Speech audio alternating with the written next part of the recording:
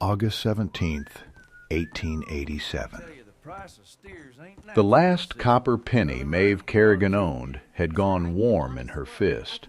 It was not enough for a room in Red Rock, Kansas, not enough for a real meal, not even enough to guarantee that by morning she would still be indoors instead of curled beneath a freight platform with the dogs and the drifters.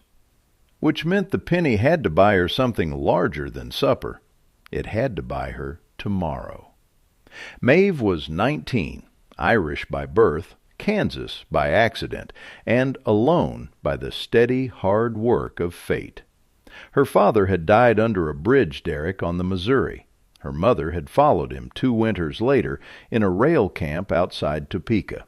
And the laundry camp that had taken Maeve in had just packed its kettles, canvas, and washing lines and moved west without her. The foreman's wife had called it practical, 1 extra mouth, 1 mouth too many. For 3 days Maeve had searched Red Rock for wages. The boarding house wanted references she did not have. The mercantile wanted a cousin or a husband to answer for her. The church kitchen had no bed to spare. So now she stood outside Barlow's Tavern with 1 penny in her palm and the plain understanding that hunger was no longer the real problem. Exposure was. A person could survive a thin stomach. A person could not bargain with the prairie after dark. Inside, the tavern smelled of lamp oil, tobacco, and dust dampened by spilled beer.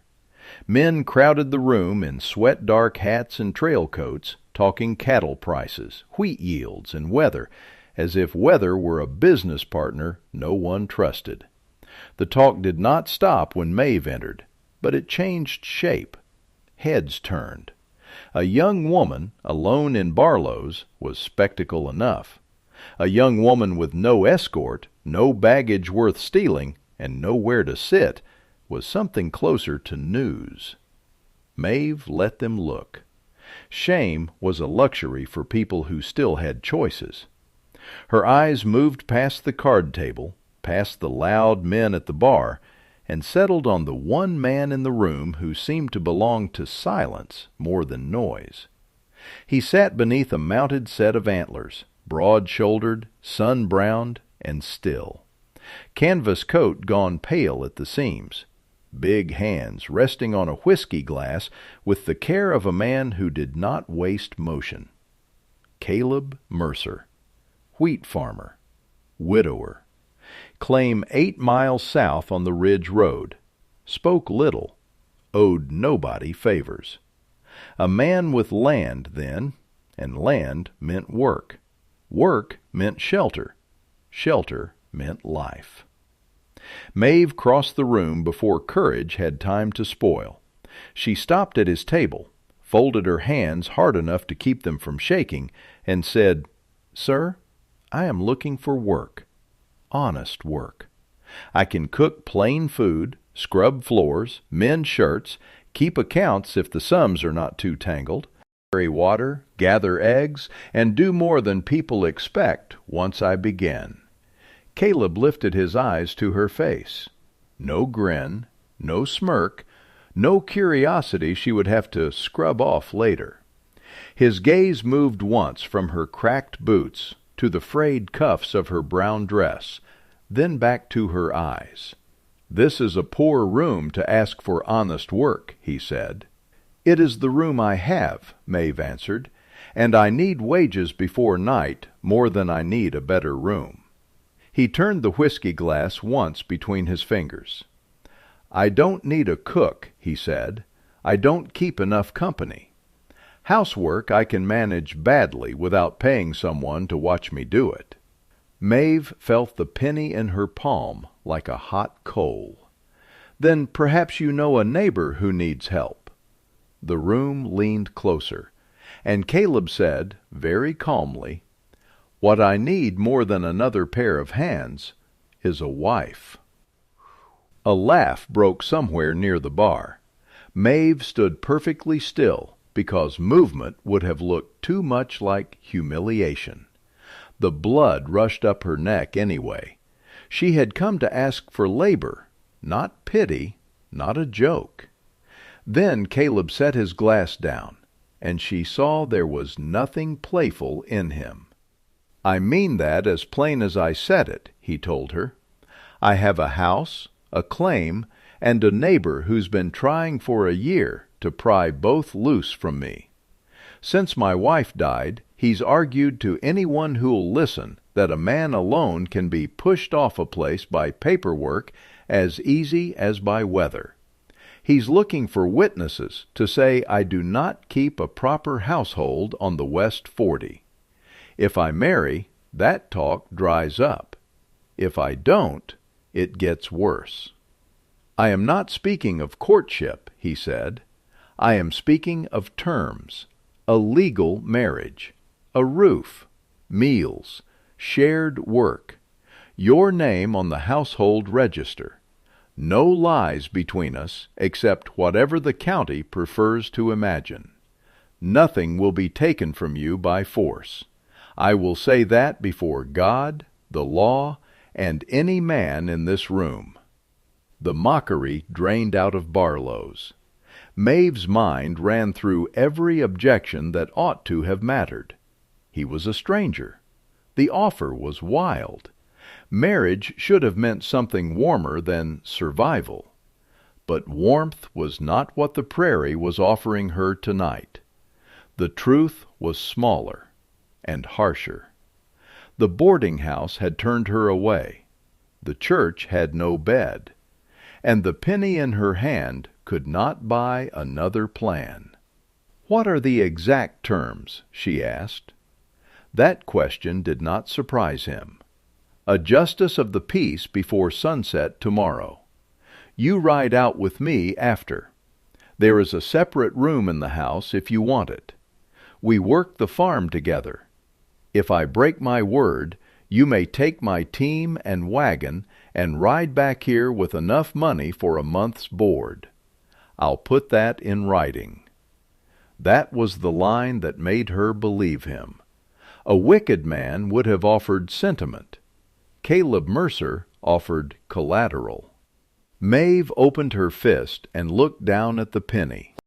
A ridiculous little coin, the edge worn smooth. Then she closed her hand again.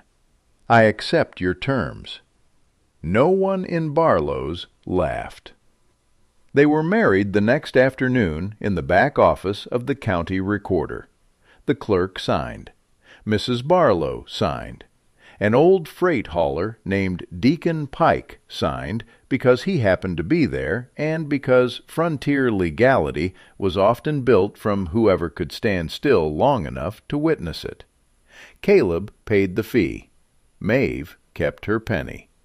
They left town under a high white sky, with dust blowing low across the road. Caleb drove. Maeve sat beside him with a carpet-bag at her feet, holding everything she owned. 2 dresses, a comb with 3 teeth missing, her mother's prayer book, and a folded scrap of paper covered in penmanship practice because once it had helped her imagine a future. His place stood on a low rise south of Red Rock, where the prairie opened in every direction except the north, where cottonwoods marked a dry creek bed.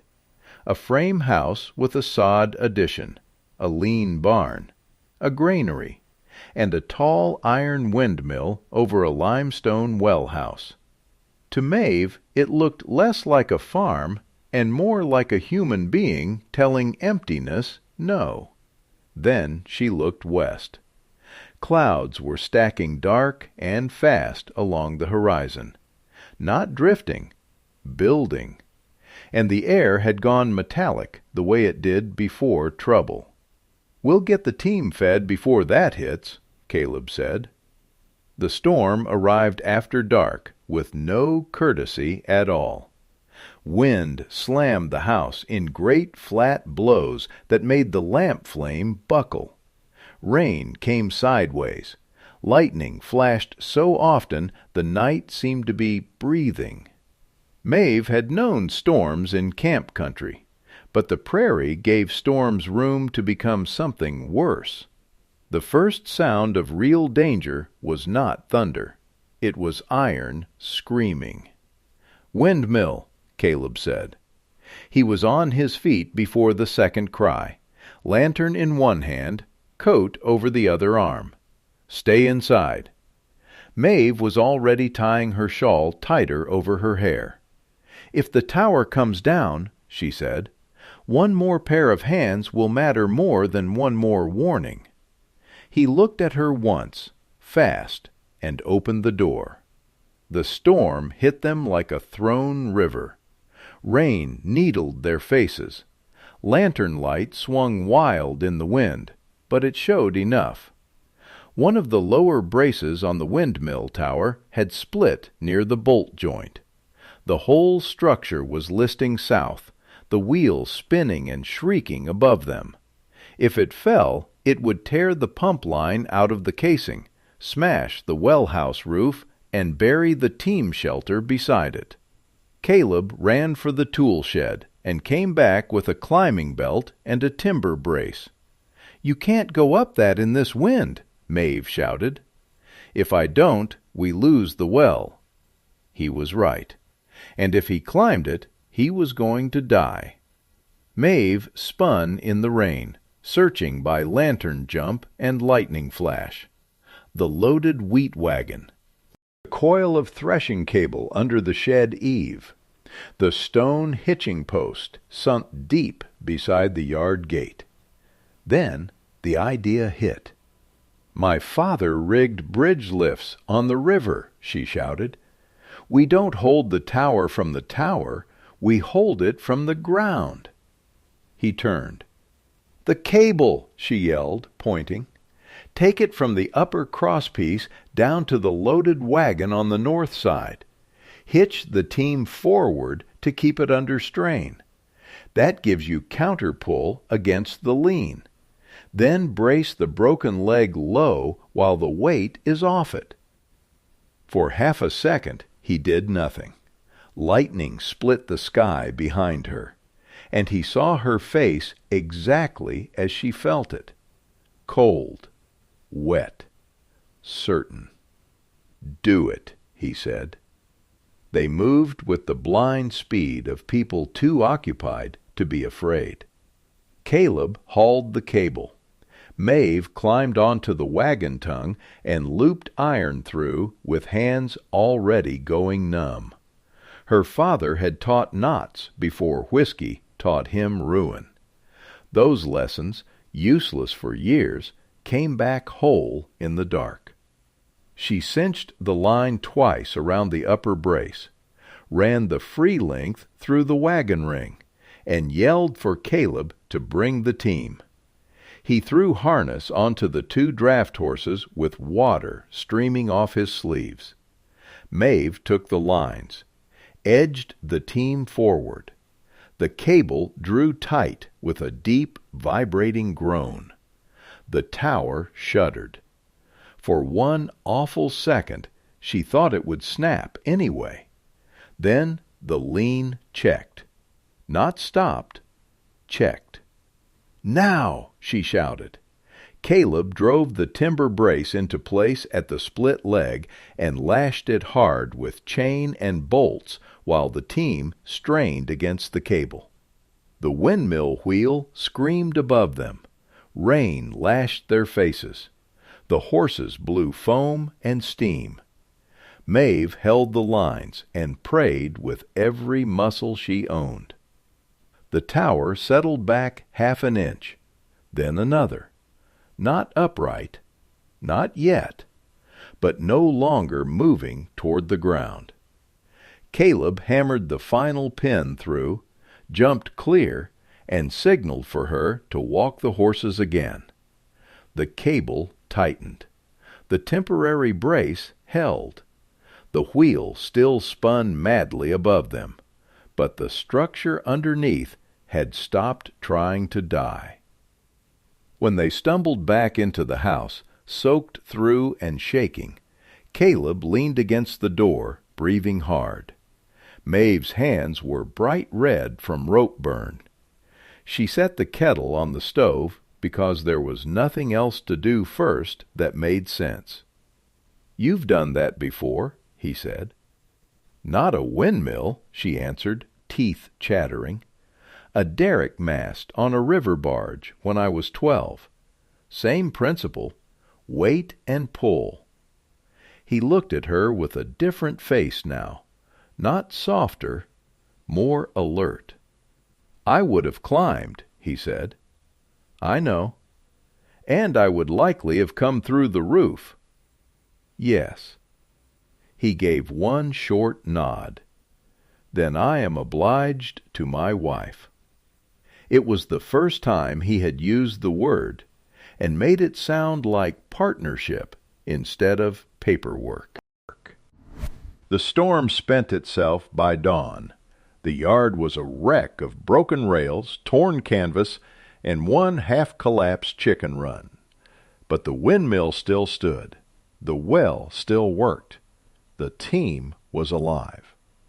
By noon, word was already moving ridge to ridge about which roofs had lifted, which towers had gone over, and whose granaries had split. Silas Boone arrived just after dinner in a glossy black buggy that looked too polished for a day like that. He wore a clean duster, polished boots, and the expression of a man who mistook neatness for authority. He took in the patched brace, the yard, and Maeve standing in the doorway with her sleeves rolled to the elbow. Then he smiled.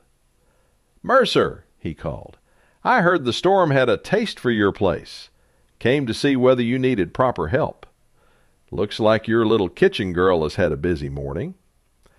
Caleb stepped off the porch and planted himself between Boone and the doorway without hurry.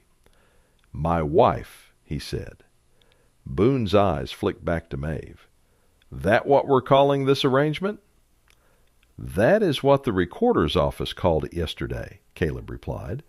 "And the tower's still standing because she understands leverage better than most men in this county."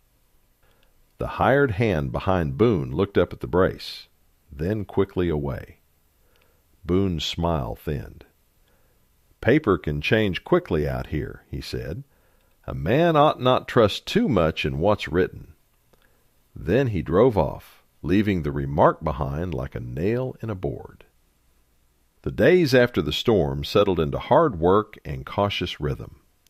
Caleb cut fresh timber for the permanent repair. Maeve learned the farm by doing. How much oats the team took, which hen pecked, which boards in the porch steps complained under weight, how Caleb preferred tools hung and returned. He was not warm in any easy way, but he was exact, and exactness can become its own form of kindness when a person has lived long enough among chaos. At supper one evening, a week after the storm, Caleb brought a small tin box to the table and set it beside the lamp. Inside were folded receipts, a property map, and a tin-type photograph of a dark-haired woman with calm eyes. "My wife Ellen," he said. "She died 3 summers ago." Maeve touched nothing. "I am sorry." He nodded once. "She was the one who wanted the West 40. Said the well made it the future of the place, not the house. My father borrowed against that parcel for seed and a new reaper in 79.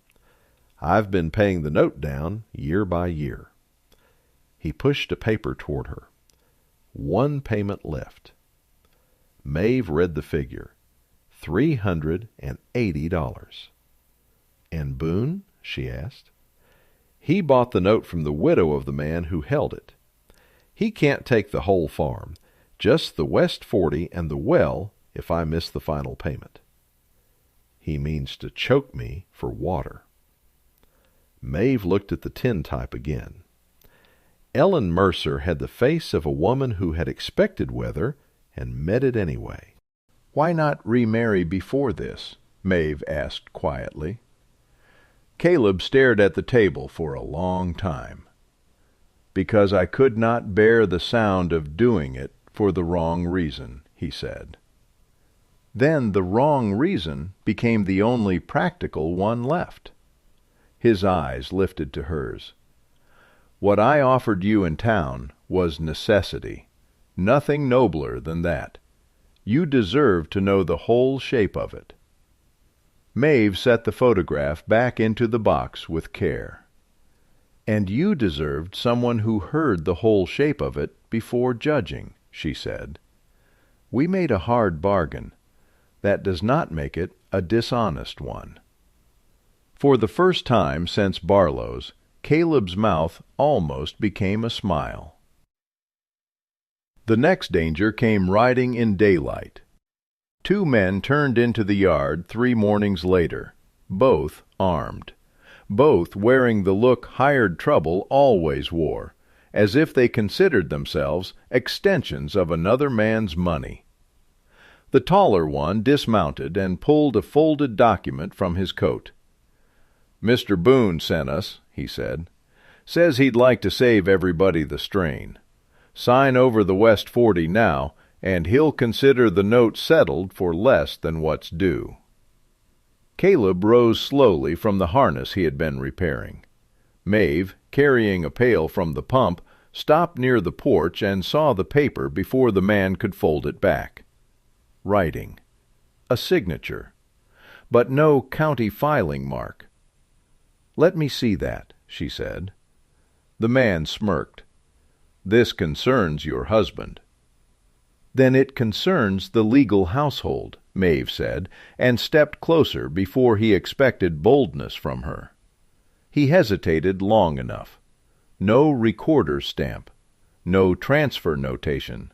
No clerk's seal. Maeve lifted her eyes. "This assignment has not been entered at the county office." The man's confidence shifted, just a little. "You tell Boone," Maeve said, cool and clear, "that if he wants to collect on a transferred note, he can do it with a registered filing and the recorder's seal, not with 2 armed men in a farmyard. Until then, this is intimidation over unentered paper, and any judge in Red Rock will see it for what it is." It was not fully law. It was not fully a lie, either. What mattered was that the men did not know which part was which. Caleb understood the bluff at once and stood up into it like a wall. "You heard my wife," he said. "Now get off my land." For a long moment nobody moved. Then the taller rider snatched the paper back. "This won't stop what's owed." "No," Maeve answered. "It will merely stop you." When the yard went quiet again, Caleb looked at her. "Is that true?" Maeve let out the breath she had been holding. "It is true enough to trouble men who cannot read the difference." That was the moment the marriage changed. Not into romance, into alliance. Caleb could have sold cattle cheap to Boone and bowed his head. Instead, he looked toward the road where the riders had vanished and said, "He wants me cornered. I am tired of standing where he expects me." "How much can you raise without him?" Maeve asked. "Maybe 200, if I sell right and fast." Maeve looked toward the repaired windmill, toward the new diagonal brace, then out across the prairie where other farms still carried storm damage like bandages. "People will pay for what held," she said. He frowned. "What?" "Our tower stood when others went over. Your granary roof stayed on. Not because you were lucky, because we braced it." She grabbed a scrap of wrapping paper and a carpenter's pencil. "Triangulated support at the weak leg, ground anchor, cable tension, reinforced cross brace for crib roofs. You already know how to build it. And then, I know how to explain it." "My mother taught figures," she said, sketching. "My father taught rigging until drink made him useless. Between the 2 of them, I know enough to recognize a shape that keeps standing." The next morning, Maeve walked into town with that paper folded in her pocket and a steadiness in her spine no one in Barlow's would have recognized. Mrs. Barlow let her pin a notice beside the bar mirror. Deacon Pike carried another to the grain elevator. The general store put one in its front window. Mercer storm braces, windmill towers, granary roofs, crib reinforcement, yard gate anchors, built on site, deposit up front, balance on completion. Men who had laughed at Caleb's tavern marriage now came to inspect the windmill that had survived. They ran hands over the repaired brace. They asked careful questions. Caleb answered few of them. Maeve answered the rest. Orders came in one by one, then 3 at a time. For 23 days they worked like people rowing against current. Caleb cut and fitted timber. Maeve wrote contracts in a clerk-clean hand. They salvaged iron from broken wagon tongues, bought cable when they could, and accepted deposits in cash, corn, and once a pair of harness hames that Caleb traded onward for bolts. Maeve rode with him to every job. She measured, marked, corrected angles when men twice her age argued from habit instead of geometry. And Caleb listened to her in front of everyone. That did as much for her standing as the work itself. Of course, Boone noticed. He leaned on the lumber yard not to extend Mercer credit, told the blacksmith Caleb's account was weak, spread word that a woman's notions and a widower's desperation were not the same as engineering. Then a second line storm came through the county, smaller than the first, but loud enough to test every repair already made. The Mercer braces held. After that, Boone's talk started costing him more than it earned. But the money was still not easy. Deposits dribbled in. Bills waited. Work stretched from dawn to lamplight. 2 nights before the note came due, Caleb counted everything in the tin box. Storm brace earnings, cattle money, old pasture fees finally collected, $46 short. Maeve did not cry. Exhaustion had burned tears out of both of them days ago. She pulled Caleb's ledger closer and turned pages by lamplight until she found the line she wanted. Ephraim Bell, she said. Hauling charge from last October. Unpaid. He'll say harvest was poor. Then he can say it to my face. The next day they rode from dawn until the light went copper. They collected Bell's hauling debt in cash and seed. Mrs. Barlow paid early for 2 porch anchors after her boarding-house shutters survived the second storm. Deacon Pike paid up front for a full brace system on his nephew's place because, as he put it, I trust whatever that girl drew more than I trust weather. By the final morning, the box was heavy enough to close. The county recorder's office in Red Rock had never seemed so small. Boone was already there, leaning on the counter in a coat too fine for the heat, wearing the look of a man prepared to witness another person's ruin as proof of his own rightness. Then Maeve and Caleb walked in. Caleb carried the tin box. Maeve carried the folded receipt. Neither spoke until they reached the counter. Then Caleb opened the box and set out the money in ordered stacks. Bills, silver, gold, and 1 worn copper penny that Maeve laid on top with deliberate care. For the West 40 note, Caleb said. The clerk counted once. Then again, because Boone kept staring as if numbers might bend for him. They did not. Paid in full, the clerk said. The sound was small. To Boone, it landed like a gate slamming. That money came fast, Boone said. Maeve looked at him. So did the wind. He had no answer that would not have sounded like losing. That evening the prairie lay under a long red sunset, calm as if it had never once tried to tear anything apart. Caleb and Maeve sat on the porch steps because the day had left both of them too tired for chairs. The West 40 lay dark beyond the yard. The windmill turned in a steady, harmless rhythm over the well house. After a long silence, Caleb reached into his coat and held out a small canvas roll tied with twine. Maeve opened the knot.